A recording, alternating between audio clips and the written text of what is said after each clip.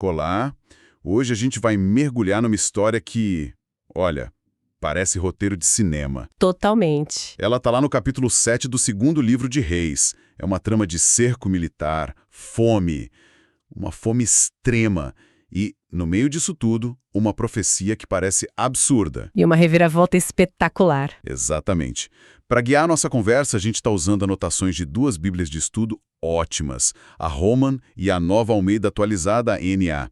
Uhum. E a nossa missão aqui é tentar entender a mecânica dessa história, sabe? Como é que uma cidade, à beira do colapso, consegue se recuperar em 24 horas? É essa a grande questão. Pois é.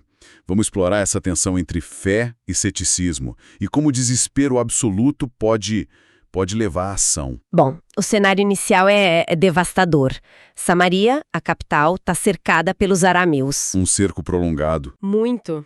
E eficaz. A fome virou a protagonista da história. As fontes descrevem uma inflação, nossa, absurda. Uma cabeça de jumento valia uma fortuna. Chega a ter relatos de canibalismo, né? Sim, chega nesse ponto.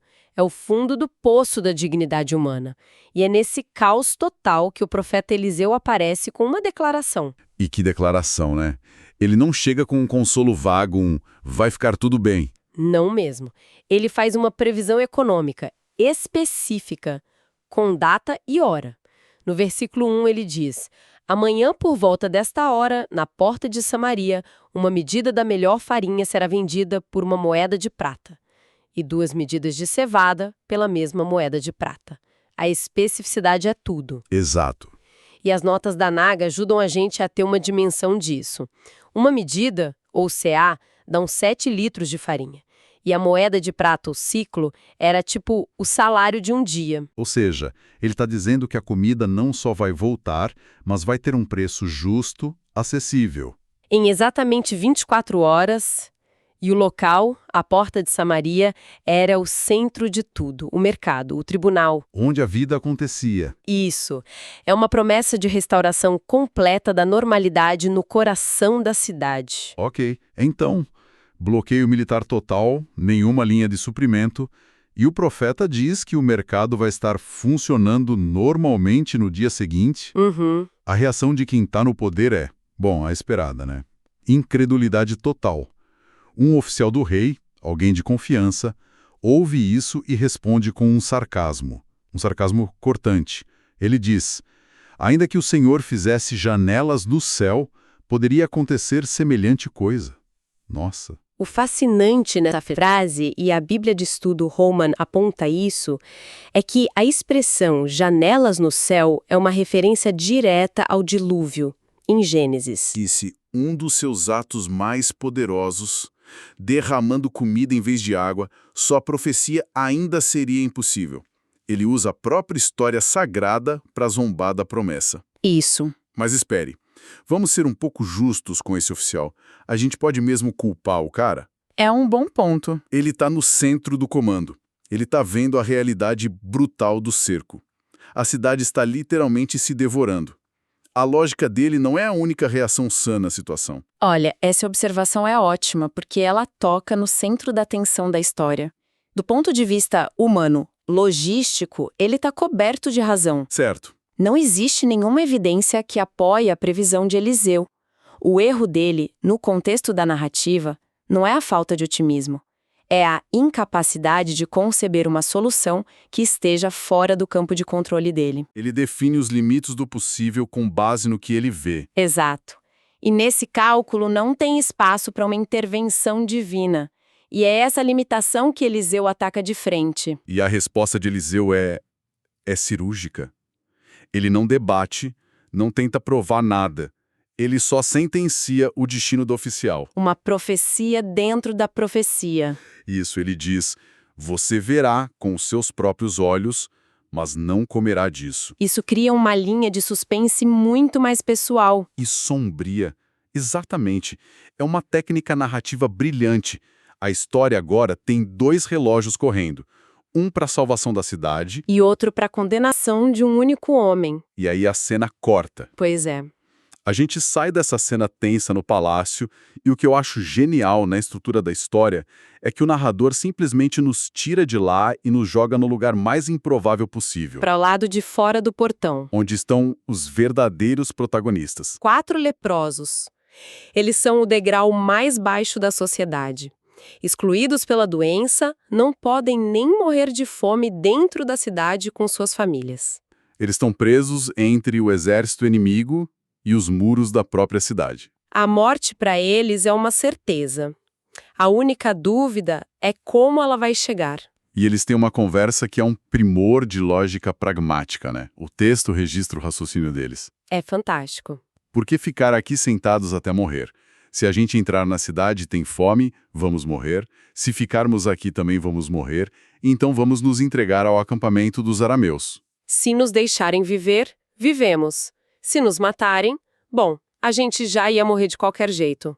É a lógica de quem não tem absolutamente nada a perder. E aqui está o contraste que a história quer construir. Sei. O oficial no palácio, com seu status, seu poder, ele opera na lógica do possível.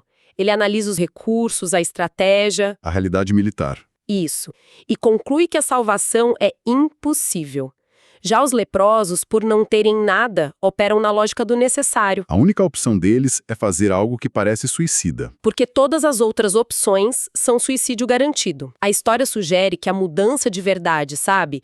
A inovação disruptiva não vem de quem tem recursos. Vem de quem não tem outra alternativa a não ser quebrar as regras. Exatamente. E movidos por essa lógica, eles agem. Ao anoitecer, que é um detalhe importante, né? A escuridão ajuda. Sim. Eles caminham até o acampamento arameu, chegam lá e... silêncio. Silêncio total. Ninguém. O acampamento está montado, cavalos amarrados, tendas intactas, mas os soldados sumiram. E o texto explica o porquê. É o coração do milagre. Os versículos 6 e 7 dizem que Deus fez o exército arameu ouvir um som. Um som específico. O ruído de carros de guerra e de cavalos, o ruído de um grande exército. As notas da Holman chamam isso de pânico sobrenatural. Então foi um milagre auditivo, basicamente. Uma ilusão sonora. É isso, a audição deles foi manipulada. Eles não só ouviram um barulho, eles interpretaram esse barulho da forma mais aterrorizante possível. Acharam que Israel tinha contratado mercenários Os temidos exércitos dos heteus e dos egípcios, para um ataque surpresa. e o pânico foi tão grande que eles fugiram para salvar a própria pele. Abandonaram tudo. A estrutura de comando, a disciplina militar, tudo evaporou. Deixaram para trás armas, ouro, prata, roupas e, o mais importante. Comida, muita comida. E é nesse cenário, nesse banquete abandonado, que os 4 leprosos chegam. E a reação inicial deles é a mais humana possível. Totalmente. Entram numa tenda, comem e bebem até não aguentar mais. Depois, a necessidade de segurança futura aparece. Eles pegam prata, ouro, roupas e escondem. Vão para outra tenda, fazem a mesma coisa. É autopreservação no nível mais básico. Mas depois que a fome e a ganância inicial passam, a consciência começa a pesar. Sim, o versículo 9 é um ponto de virada psicológico incrível. Eles dizem uns aos outros: não estamos agindo bem. Este dia é de boas novas e nós estamos calados. Se esperarmos até a luz da manhã, seremos castigados. Eles percebem que a informação que eles têm não pertence a eles. É grande demais. Carrega o peso da vida ou morte de uma cidade inteira. É uma transição impressionante do instinto de sobrevivência para o senso de dever cívico. Eles entendem que o silêncio não é só egoísmo, é um crime. Então eles voltam ao portão da cidade e contam tudo aos guardas. A notícia sobe pela cadeia de comando e chega ao rei. E a reação do rei? Mais ceticismo. Claro. Ele ouve a notícia fantástica e a primeira conclusão dele, no versículo 12, é uma armadilha. Eles sabem que estamos famintos, saíram do acampamento e se esconderam para nos atrair para fora, nos capturar e tomar a cidade. É o mesmo ceticismo do oficial, mas um pouco diferente, né? Tem uma nuance. A incredulidade do oficial era teológica. Ele duvidava do poder de Deus. A do rei é tática. Ele duvida das intenções dos homens. Ele está tão mergulhado na mentalidade da guerra que não consegue conceber uma solução que não seja um truque militar. A cautela dele, embora compreensível, quase o impede de aceitar a salvação. Felizmente, um dos servos dele oferece um plano, um meio termo, uma forma de testar a hipótese com risco calculado. Uhum. Ele sugere enviar uma patrulha com 5 dos poucos cavalos que ainda restavam. E o argumento dele é tão pragmático quanto dos leprosos. Pois é. O destino desses homens e cavalos, de qualquer jeito, seria o mesmo do resto da cidade que está morrendo. Vamos enviá-los e ver o que acontece. O risco é mínimo, porque todo mundo já se considera condenado. Exato. O rei concorda. Os batedores partem, e o que encontram é a prova irrefutável. O caminho até o Rio Jordão está coberto de roupas e equipamentos que os arameus jogaram fora na pressa. A evidência do pânico é esmagadora, inegável. Uhum. Para o acampamento inimigo, saqueando tudo. E então vem o clímax econômico. O versículo 16 diz: "E uma medida da melhor farinha foi vendida por uma moeda de prata, e 2 medidas de cevada por uma moeda de prata, segundo a palavra do Senhor. A profecia se cumpriu, ao pé da letra." A precisão é impressionante. Serve para autenticar o poder profético de Eliseu. O mercado foi restabelecido na hora, no local exato, com os preços exatos. A reviravolta foi completa. Mas a história ainda tem uma ponta solta. Tem. A profecia sobre a cidade se cumpriu, mas falta resolver aquela tensão pessoal, a profecia sombria feita para o oficial cético. Pois é. No meio da confusão toda, o rei dá uma tarefa para ele: controlar o fluxo de pessoas no portão da cidade. E aqui a ironia se torna a tragédia. O local onde ele foi posicionado é o epicentro do milagre que ele ridicularizou. Ele está vendo com os próprios olhos a farinha e a cevada sendo vendidas exatamente como Eliseu disse. Ele é uma testemunha ocular da abundância que ele declarou impossível. E a multidão faminta, no desespero para conseguir comida, avança sem controle. E no caos, o oficial é derrubado, Atropelado. e morre. As notas da Roman até ressaltam a brutalidade da cena. Ele foi pisoteado na corrida para adquirir bens. Então, no fim das contas, o texto é incrivelmente direto na conclusão, né? O versículo 20. "E assim lhe aconteceu, pois o povo o atropelou no portão, e ele morreu. Ele viu a abundância, mas não comeu dela." A segunda profecia, a pessoal, também se cumpriu com uma precisão terrível. É um final poderoso, sombrio.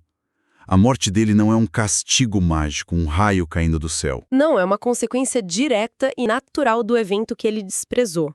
A história fecha o ciclo de forma contundente, contrapõe a salvação de uma população inteira com a condenação do homem cuja descrença o isolou dessa mesma salvação. É uma narrativa impressionante.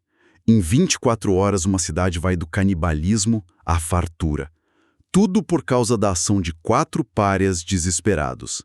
E a única pessoa que previu tudo também previu o destino daquele que zombou da possibilidade. Se a gente conectar isso a um quadro maior, a história é um estudo de caso sobre como diferentes mentalidades reagem a uma crise sem esperança. De um lado, o oficial e o rei, o poder estabelecido. Isso. Eles são pragmáticos, lógicos, mas o realismo deles é tão absoluto que vira uma jaula. Impede eles de verem qualquer solução fora das regras conhecidas. Eles olham para as limitações e concluem que a esperança é irracional. E do outro, os leprosos. Eles não têm o luxo do ceticismo. O desespero os empurra para além da razão para um ato que qualquer estrategista chamaria de suicida. E esse ato, que não nasceu da fé, mas da pura necessidade de sobrevivência, acaba salvando todo mundo. O que nos deixa com uma pergunta, então. Uma pergunta provocativa. A história parece sugerir que, em certas situações extremas, a lógica e o pragmatismo, que normalmente são nossas maiores ferramentas, Nossas ferramentas de sobrevivência. podem se tornar as paredes da nossa própria prisão. A cautela do rei quase impediu a salvação. A descrença do oficial lhe custou a vida. Certo. Isso nos leva a questionar.